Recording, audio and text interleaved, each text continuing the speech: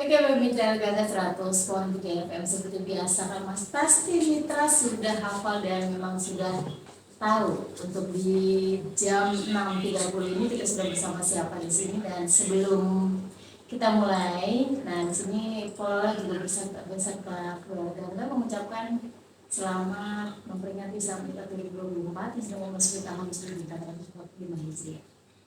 Ayo Mitra Gaga.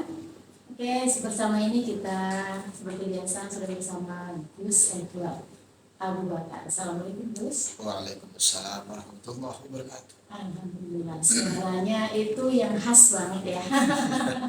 Oke, udah 103 FM ya sudah menjadi keluarga besar ya Ustaz ya. Saya masih agak gugup ya. Gus atau Ustaz nih? Gus aja, Gus aja. Gus aja ya.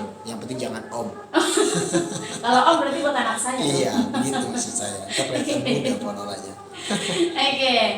Oke, Mitra baik, kita langsung aja bersama Gus Edward. Untuk hari ini mungkin temanya masih, kalau untuk pengelola masih rahasia. Nah ini nanti pasti bakal dikasih tahu sama Gus langsung. Hari ini berjudul tentang keutamaan mengajar. Keutamaan mengajar. Oh gitu. Jadi nggak ke Islam Mi'rajnya nih, enggak nih ya? Enggak ya? Iya. Besok. Biasanya Mitra kan suka ada sok tahu, Gus. Oh, saya tahu nih. Pasti nih karena Islam Mi'raj pasti temanya Islam Mi'raj. Biasanya begitu. Insya Allah saya bawa tema Isra Mi'raj besok. Sengaja ini hari tanggal merahnya Isra Mi'raj, biar mereka semuanya mendengarkan ilmu dari yang tempat yang lain, bahkan searching atau stalking daripada medsos. Biarkan besok saya menjelaskan tentang Isra Mi'rajnya besok. Oke. Tapi gimana kabarnya hari ini? Alhamdulillah baik, sehat. Perjalanan lancar ya? Alhamdulillah. Kak Jibun Isra Mi'raj hari ini Gus? Enggak hujan. Banget. Tadi saya lagi gerendeng aja sama Bang Acong di bawah. Iya, Bang, ini luar biasa, lagi libur nggak hujan lagi. Terus kata Bang Acong, malam ntar Gus. Wah jangan saya. Bang Acong.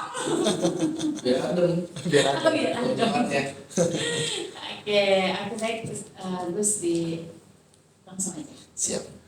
Assalamualaikum warahmatullahi wabarakatuh. Alhamdulillahi rabbil alamin. Allahumma salli ala Sayyidina Muhammad wa ala ali Sayyidina Muhammad.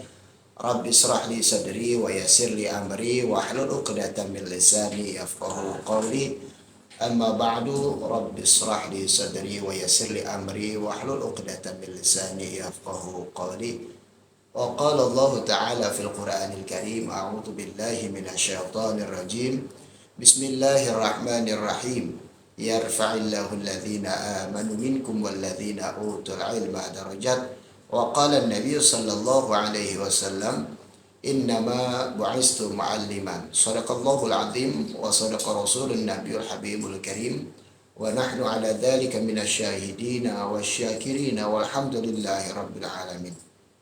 Yang saya hormati Mitra Gangga di mana saja Anda berada, semoga Allah berikan sehat walafiat, panjang umur, berkah selamat dunia akhirat, segala doanya, harapannya, cita-citanya Allah ijabah, dan mudah-mudahan banyak duitnya.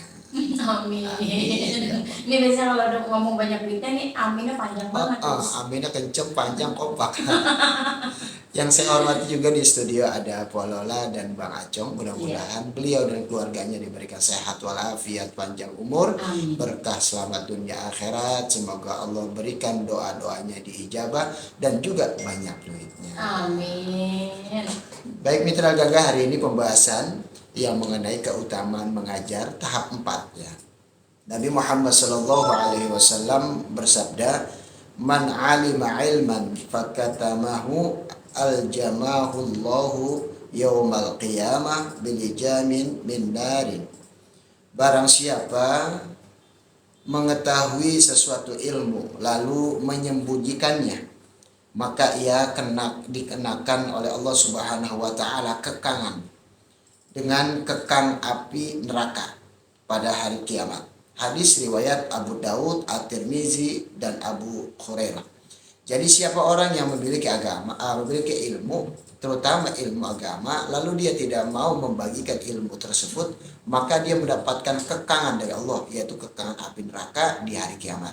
Na'udzubillah, jangan sampai kita nih yang mengetahui ilmu, apalagi ilmu agama. Walaupun maaf, misalkan kita melihat anak kita makannya tangan kiri, ini kan ilmu agama, tapi kita tahu, kita tegur, Tom, Neng, jangan pakai tangan kiri, pakai kanan.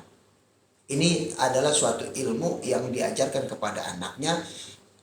Pertama, dia mengamalkan ilmunya. Yang kedua, seorang anak ketika dididik dari kecil sampai besar dan dia makan pakai tangan kanan terus, ini adalah jariah daripada orang tuanya, ilmu yang terus mengalir pada diri anaknya, dan orang tuanya akan mendapatkan pahala bahkan rahmat dari Allah Subhanahu wa taala. Itu yang ringan. Apalagi yang berat banget, misalkan contoh sholat, ini kan berat nih Pak. Terus sedekah dan lain sebagainya, ini berat. Yang ringan-ringan aja, contoh kayak tadi makan tangan kanan, minum tangan kanan, masuk ke WC kaki kiri dulu, keluar WC kaki kanan dan lain sebagainya. Ini adalah ringan, sehingga kita mendapatkan kebaikan, bahkan pahala dari Allah Subhanahu wa taala. Jangan pernah melihat, oh saya bukan ustadz, saya bukan ahli agama. Tapi apabila kita mengetahui ilmu agama, walaupun cuma secuil gitu ya, walaupun cuma sepele apa yang kita ketahui, maka laksanakanlah, beritahukanlah, bagilah ilmu tersebut, insya Allah menjadi ladang pahala buat kita semua. Selanjutnya Nabi Muhammad SAW bersabda, ni'mal atiyatu wa ni'mal hadiyatu kalimatu hikmatin tasma'uha fatatwi 'alaiha thumma tahmiluha ila akhin laka muslimin tu'allimuhu iyyaha ta'dilu ibadata sanakin. Sebaik-baik pemberian dan hadiah ialah kata-kata berhikmah. Engkau dengar lalu engkau simpan baik-baik, kemudian engkau bawakan kepada saudaramu, yaitu saudara muslim. Engkau ajarkan dia. Perbuatan yang demikian menyamai ibadahnya setahun. Jadi luar biasa, ini hadis riwayat At-Tabrani dari Ibnu Abbas.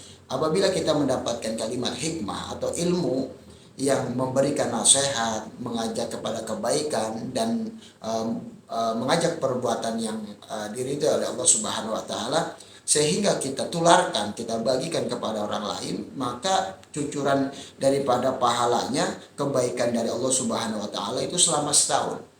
Jadi luar biasa. Kita hanya misalkan contoh ngajar anak kita, baca Bismillahirrahmanirrahim, dibaca tuh walaupun gak apa, ternyata kita kasih ketahui ini artinya dengan menyebut nama Allah yang maha pengasih lagi maha penyayang. Apalagi anak paham, sehingga anak itu paham terus mengajarkan kepada siapapun nanti besar ataupun nanti dia sudah tumbuh dewasa, dia mengajarkan, maka ini mendapatkan kebaikan dan pahala dari Allah Subhanahu wa taala. Terlebih dalam hadis ini, siapa yang mendapatkan hikmah, mendapatkan ilmu, mendapatkan kebaikan, lalu ditularkan lagi, maka dia mendapatkan kebaikan selama setahun.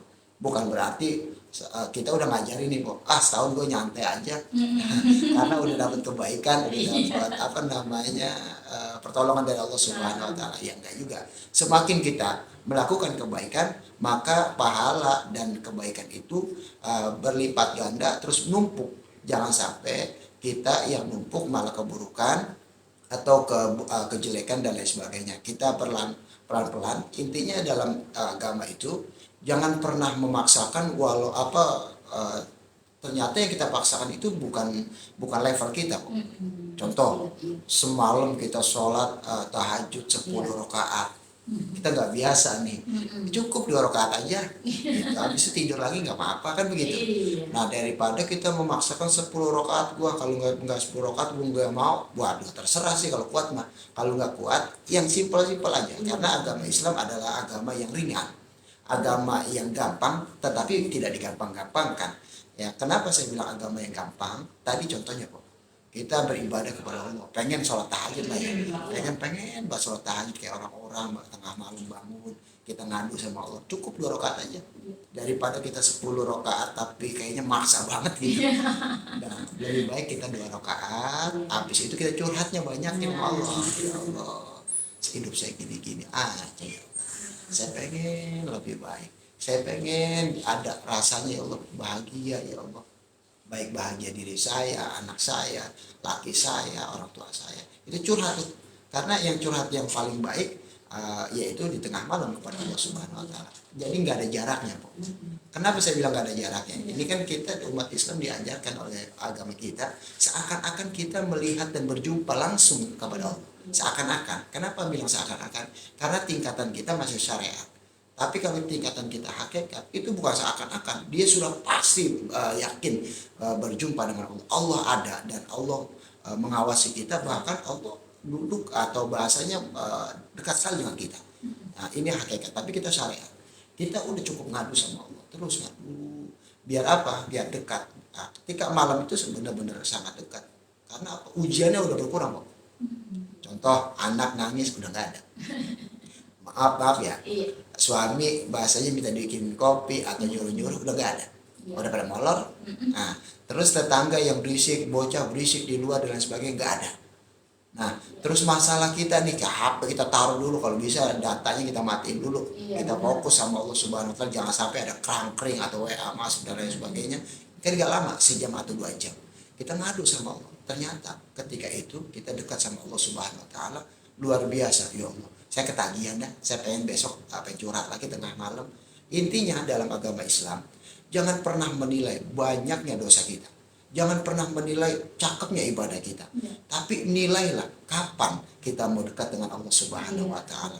Kalau kita mau menilai, ya Allah saya banyak dosa, lah nggak dekat-dekat. Jadi Allah itu nggak milih siapa yang banyak pahalanya, tapi Allah memilih siapa yang mau dekat sama saya. Siapa yang mau minta sama saya. Siapa yang mau ngempet gitu ya. Nyender sama Allah Subhanahu wa taala. Insyaallah. Intinya selalu saya katakan, walaupun kita banyak dosa, walaupun kita bergelimang daripada dosa dan lain sebagainya, jangan pernah nyerah. Karena rahmat Allah luar biasa. Rahmat Allah lebih luas daripada murkanya Allah Subhanahu wa taala. Selanjutnya bersabda Nabi Muhammad sallallahu alaihi wasallam, ad-dunya mal'unah, mal'unun ma fiha illa dzikrullah subhanahu wa ma wala. Dunia itu terkutuk bersama isinya. Jadi dunia itu terkutuk, termasuk kita nih dalam dunia ini, yaitu isinya. Selain berzikir kepada Allah Subhanahu wa taala dan apa yang disukai Allah atau menjadi pengajar atau pelajar. Hadis riwayat At-Tirmizi, Ibnu Majah dari Abu Hurairah. Jadi dunia ini semua dunia dan isinya terkutuk. Kenapa terkutuk? Yang ngutuk Allah. Allah gedeg, benci, 4 begitu ya, Pak. Kalau bahasa Allah 4 ya. Iya. 4, kalau saya tahu saya 4 itu buah yang masih kecil. Itu sepet ya. Saya dari tadi mikir. Jadi dunia dan isinya dia terkutuk. Kecuali dia pertama berzikir kepada Allah, yang kedua dia mau mengajarkan ilmu, yang ketiga yaitu dia yang mau belajar. Intinya dalam hidup ini pasti jelas nih, pasti setuju. Hidup ini nggak jauh dari mengajar dan belajar. Mengajar dan belajar. Mengajar dan belajar. Contoh, ya kita punya anak, bahkan kita punya cucu. Tapi kalau kita nggak ada sama emak kita, tetap jadi bocah. Nah, berarti kita murid nih. Iya benar. Lu jangan begini apa? Lu harus begini nih. Dia kan jadi belajar kita. Ngajar anak yang benar.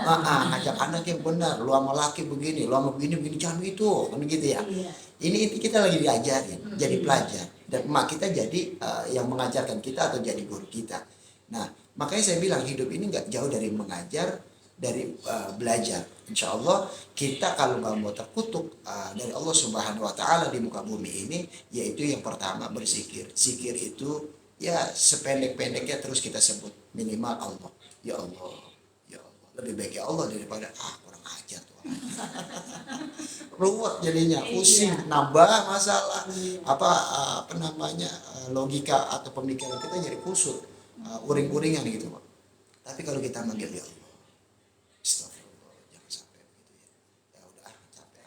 Lebih baik begitu gendengnya. Lagi duduk sebut ya Allah. Ya Suara itu disebut zikir. Benar. Contoh, Mpok kan punya bayi ya, lagi ngelonin dah, Pok. Iya. Ya kita lihat HP pegel, Pok.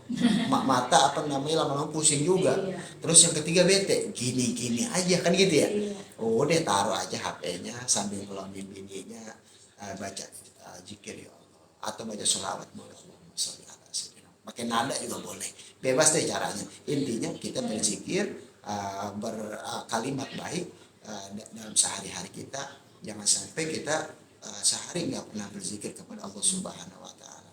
Intinya kembali lagi, jangan pernah mengukur diri kita sesoleh apapun, sebaik ibadah kita, jangan. Tapi nilailah kita kapan mau dekat Allah dan kita mulai dari mana dekat kepada Allah Subhanahu wa Ta'ala. Wallahu a'lam bishawab. Demikian dan terima kasih dari saya. Oke, baik. Oke, bagi Tilagangan 102 FM. Kalau mau langsung berinteraksi atau mau bertanya tentang tema apa yang tadi sudah dipaparkan oleh Gus Edward barusan, Mitra diperkenalkan banget ya, Gus ya, diperkenalkan, dipersilahkan, apalagi bersamaannya nih. Iya, di Srogin. Ya. Srogin apa? Bisa Srogin. Udah di Asrogin, Iya. yang namanya WhatsApp di 0813861003, silahkan deh Mitra. Mau bertanya tapi sesuai tema. Kalau misalnya ada yang bertanya di luar tema boleh, Gus? Nggak apa-apa, bebas. Oh, nggak apa-apa ya. Insya Allah kalau Juga bisa mengaji ya. bisa saya jawab, kalau enggak ya enggak. Oke, gitu. UPR. Gitu. Karena saya nggak bisa memaksakan apa yang saya nggak tahu, itu bahaya. Iya benar. Yang tadi Gus bilang ya, Betul. jangan maksain Waduh, deh. Sipo. Mitra sekali lagi, yang mau langsung ngobrol di WhatsApp Ganda langsung aja 081 kali 861 sama saat ini Mitra dan teman-teman tetap di Tilagangan 100 lagi. Tilagangan 100.3 FM ini masih di Galang Langsung, tapi masih bersama Gus Edward Karya bersama pengajian kita sampai jam 7 masih bersama ya. Oke, baik, terus mungkin di sini ada pertanyaan nih tentang tema yang barusan tuh, tentang belajar dan mengajar. Gimana sih? Ini masih pertanyaan dari Lola dulu ya. Oh, siap, iya. siap. Kita masih nunggu dari Mitra. Ah. Mungkin sebentar lagi nih, dredet nih. Kalau tahunya begitu. Benar. Dredet. Emang kalau Elga nggak mau begitu, Gus? Dredet. Kudu dredet. Betawinya kudu kental. Benar, harus kental, bukan saklek. Bukan. Saklek kayaknya emang gak enak ya. Nggak enak, itu mengata bisa. Iya kan. Iya, ini itu pertanyaan dari Lola langsung ya. Lola kan punya anak 2 nih. Yang satu cowok, yang satu cewek. Ini untuk ngadepin ntar kira-kira udah sama-sama gedenya nih, Gus. Saya kan seorang ibu ya.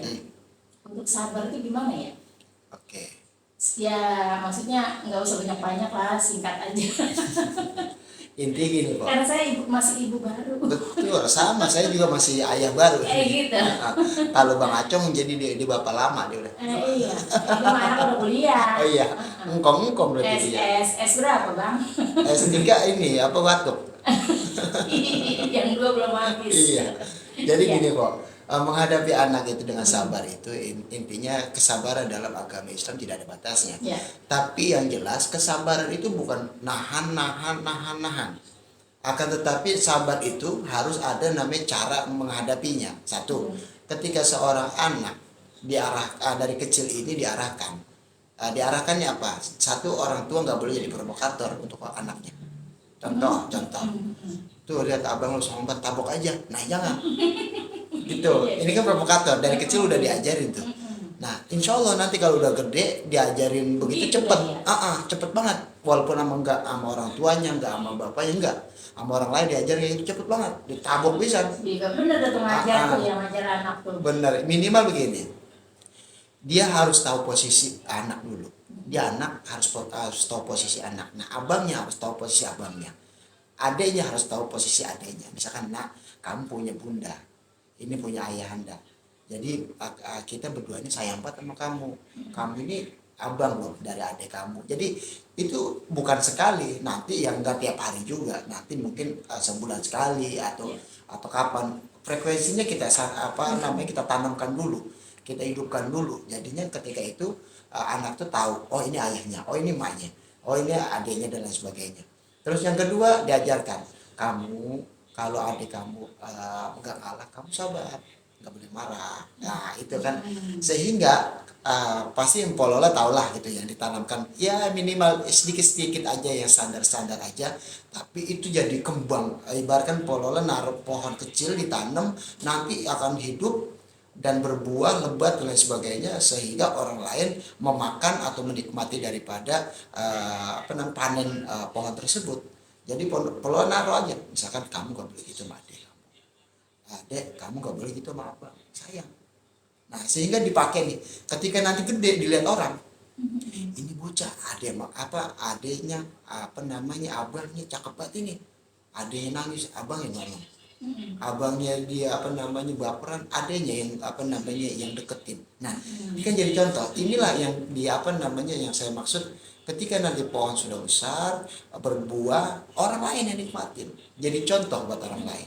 Bahasa simpel gini, jangan pernah mengukur bapak lu tukang ojek dong. Iya. Tapi bisa jadi lu jadi presiden. Iya. Karena apa? Didikannya, ojlogannya, arahannya orang tuanya itu, walaupun dia nggak muluk-muluk, wah matematika apa rumus 9 diajar yang enggak, cuma 1 tambah 1 sama dengan 2 kan gitu ya. Iya. 1 diambil 1 sama dengan 0 kan begitu. Iya. Ya simpel-simpel aja, sehingga nanti ditanamkan sama anak itu, nanti besar dia akan tumbuh dan Polola bisa ngadepin sabarnya. Jadi sabar itu nggak hanya diem, maka saya bilang dari kecil diarahkan, ayo begini Tom, ayo begini, tolong malu ya.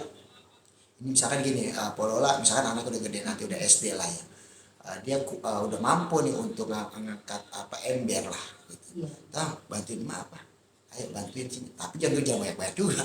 Juga misalkan dia ini sebatas kita ngajarin kok, kita sebatas ngebiasain tuh anak gitu ya. Walaupun di ember itu cuma 2 pakaian gitu kan ya, Tom bantuin emak ya, minta ya mak gitu kan. Nah itu udah biasa nih, jangan pernah menganggap ini anak laki mah jangan disuruh gitu-gitu, jangan.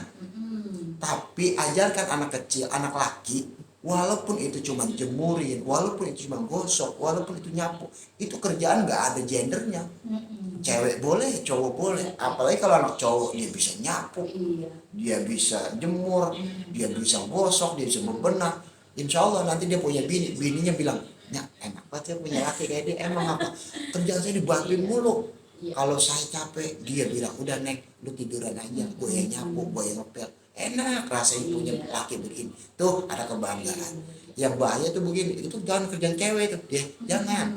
Jadi lakinya malas kan. Iya benar, berarti kebiasaan sehari-hari bisa membentuk karakter ya. Betul. Jadi nanti kalau udah biasa anak kayak gitu, dia mau belajar dimanapun, insya Allah gurunya nggak kewalahan.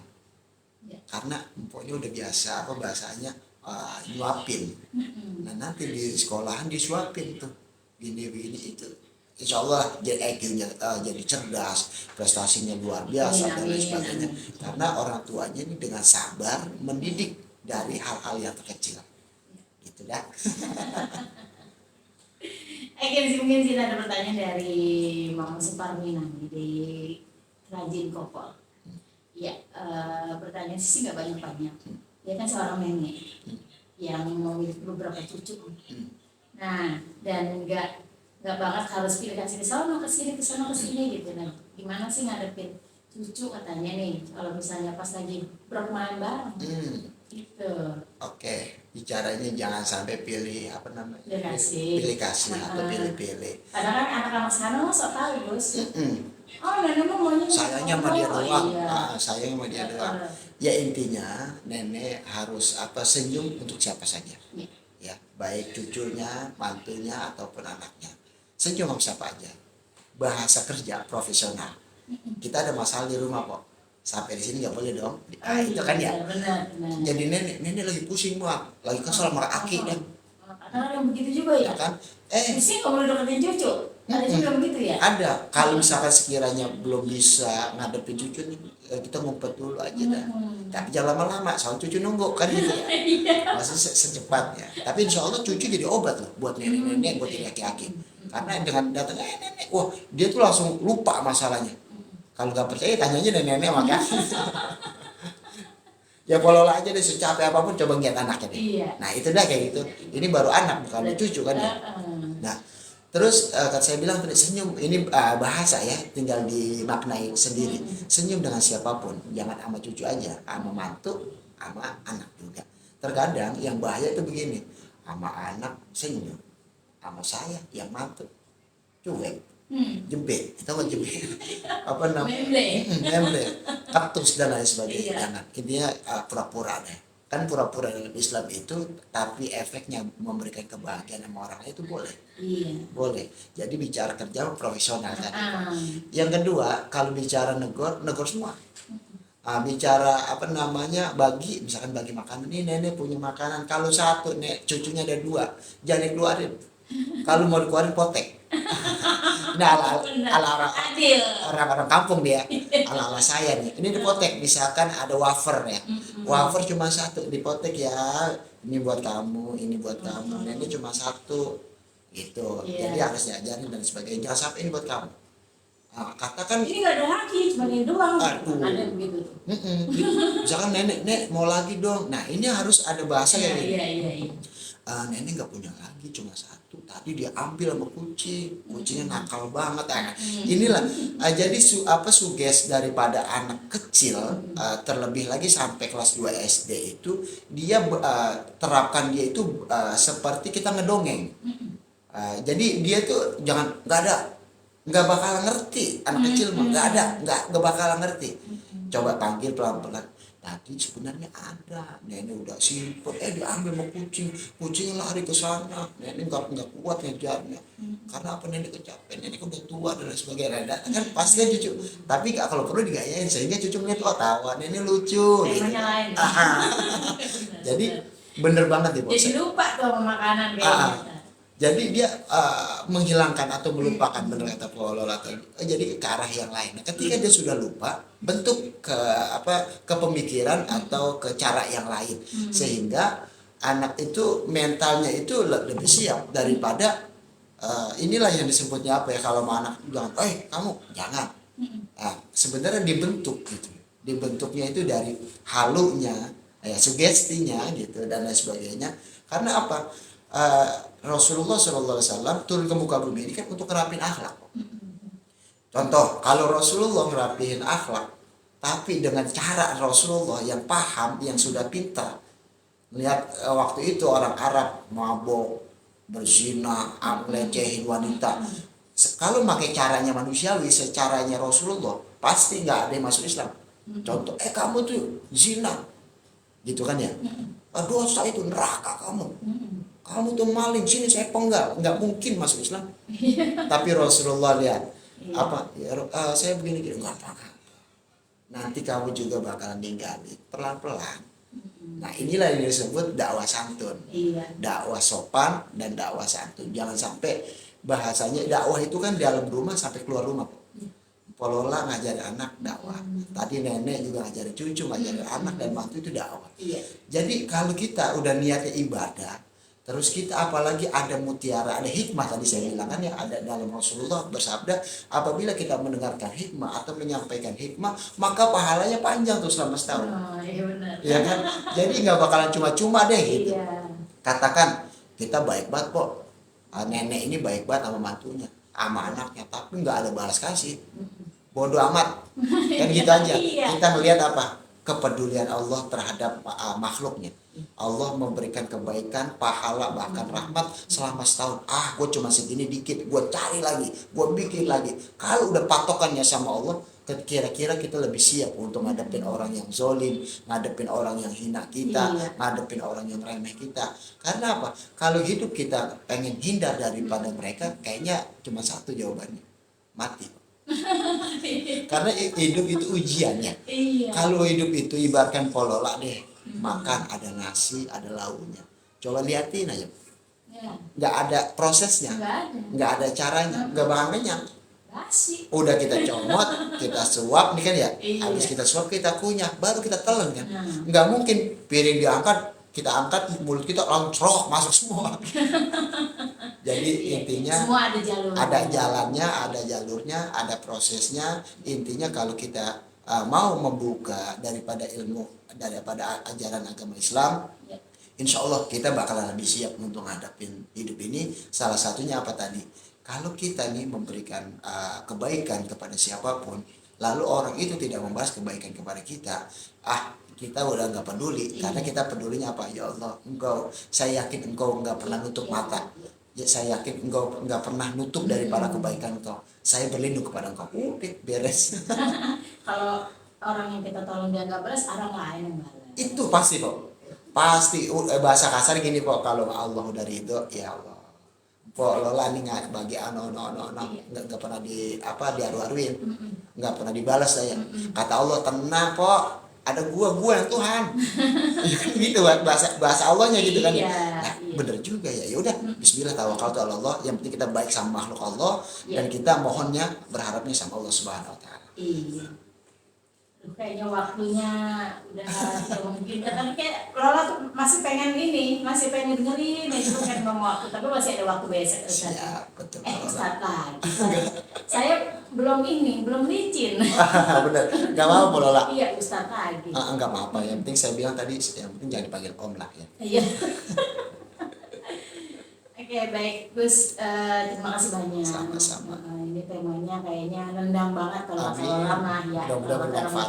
Nendang banget ya. Kayak makan mie ke cabe. Iya, buat mitra juga pokoknya selalu belajar terus dan belajar, jangan pernah merasa puas. Baik, karena waktu dan kita, silakan untuk Gus untuk. Baik mitra Gangga, di mana saja Anda berada, terus saya sampaikan. Yang pertama, kita bantu syiar agama kita. Kita lihat di sekeliling rumah kita terlebih dahulu ada masjid, musola, majelis ta'lim ataupun pondok pesantren. Kita mulai untuk berjuang di dalam agama kita. Kita berperan walaupun hanya kita menjadi jamaah daripada bagian tersebut. Yang kedua, jangan pernah memandang siapapun di depan kita, walaupun dia berbeda keyakinan, berbeda penampilan, pandanglah dia, mereka itu adalah makhluknya Allah. Pandanglah dengan kasih sayang, insya Allah Allah mudahkan kita menjadi rahmat untuk seluruh alam semesta ini. Yang ketiga, mari kita berdoa kepada Allah, mudah-mudahan doa-doa kita dijabah oleh Allah Subhanahu Wa Taala. Bismillahirrahmanirrahim. Alhamdulillahirabbil alamin. Allahumma shalli ala sayidina Muhammad wa ala ali sayidina Muhammad. Rabbana dzalamna anfusana wa illam taghfir lana wa tarhamna lanakunanna minal khasirin. La ilaha illa anta subhanaka inni kuntu minadh dhalimin. La haula wa la quwwata illa billahil aliyyil azim. Allahumma arnil haqqa haqqan warzuqna ittiba'ah wal batila batila warzuqna ijtinabah. Rabbana hab lana min azwajina wa dhurriyyatina qurrata a'yun waj'alna lil muttaqina imama. Rabbana hab lana minas salihin. Rabbana hab lana minas salihin. Rabbana hab lana minas salihin. Rabbi ighfir lana wa liwalidayna warhamhuma kama rabbayana shighara. Rabbi zidna ilman warzuqna fahman. Allahumma barik lana fi Rajab wa Sya'ban wa balighna Ramadan. Rabbana atina fid dunya hasanah wa fil akhirati hasanah wa qina adzabannar.